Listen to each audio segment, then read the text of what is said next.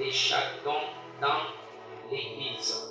Avant de continuer, j'aimerais déjà qu'on lise encore Éphésiens chapitre 4, à partir du verset 11. Nous allons lire dans le nom de Jésus. Et il a donné les uns comme apôtres, les autres comme prophètes, les autres comme évangélistes, les autres comme pasteurs et docteurs. 12. Pour le perfectionnement des saints, en vue de l'œuvre du ministère et de l'édification du corps de Christ, jusqu'à ce que nous soyons tous parvenus à l'unité de la foi et de la connaissance du Fils de Dieu, à l'état d'homme fait à la mesure de la stature parfaite de Dieu, afin que nous ne soyons plus des enfants flottants et emportés à tout vent des doctrines, par la tromperie des hommes, par la ruse dans les moyens de séduction, mais que, professant la vérité dans la charité, nous croissions à tous égards en celui qui est le chef, Christ. Amen. Amen. Et le dernier passage, ça sera 1 Corinthiens chapitre 12, à partir du verset 28, nous lisons au nom de Jésus. Amen. Et Dieu a établi dans l'Église, premièrement des apôtres, secondement des prophètes, troisièmement des docteurs. Ensuite, ceux qui ont les dons des miracles, puis ceux qui ont les dons de guérir, de secourir, de gouverner, de parler de diverses langues. Tous sont-ils apôtres? Tous sont-ils prophètes? Tous sont-ils docteurs? Tous ont-ils des dons de miracles? Tous ont-ils des dons de guérison? Tous parlaient-ils en langue? Tous interprétaient-ils? Aspirez aux dons les meilleurs, et je vais encore vous montrer une voie par excellence. Amen. Et Dieu nous bénisse. Amen. La place et l'utilité de chaque don dans l'Église. Mungu atubariki sana. Premièrement, nous devrions savoir que l'Église constitue un corps. Cela veut dire tout le corps humain est composé de parties différentes.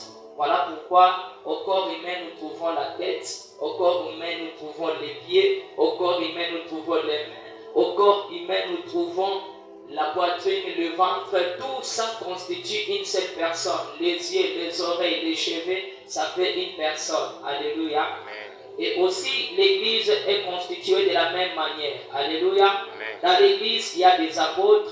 Dans l'Église, il y a des prophètes. Dans l'Église, il y a des docteurs. Dans l'Église, il y a des évangélistes. Et dans l'Église, il y a des docteurs. Alléluia. Amen.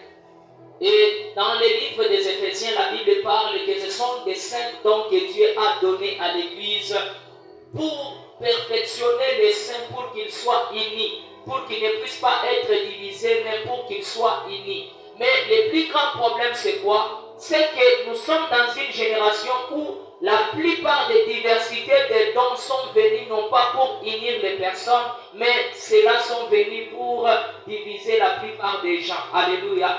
Et on est en train de se demander si ces dons-là viennent de Dieu ou si ça vient du diable. Parce que les dons qui viennent de Dieu ne peuvent pas diviser. Mais les dons qui viennent de Dieu, ça vient pour unir des personnes qui étaient divisées. Alléluia. Amen.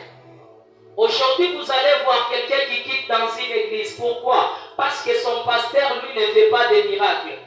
Il va dans l'autre église parce que là-bas, on fait des miracles. L'autre qui quitte aussi là où on fait des miracles. Pourquoi? Parce que là-bas, on ne prêche pas bien. Il vient ici parce qu'ici, on prêche bien. La Bible dit que si Dieu a choisi tous ces dons, c'est pour que tout le monde soit unis, qu'il soit édifié, qu'il soit fortifié et que tous parviennent à l'unité. Alléluia. Amen. Mais pas à la division. Quelqu'un peut dire amen très fort. Et comme tout le monde doit être uni, tout le monde doit être soudé pour servir le Seigneur.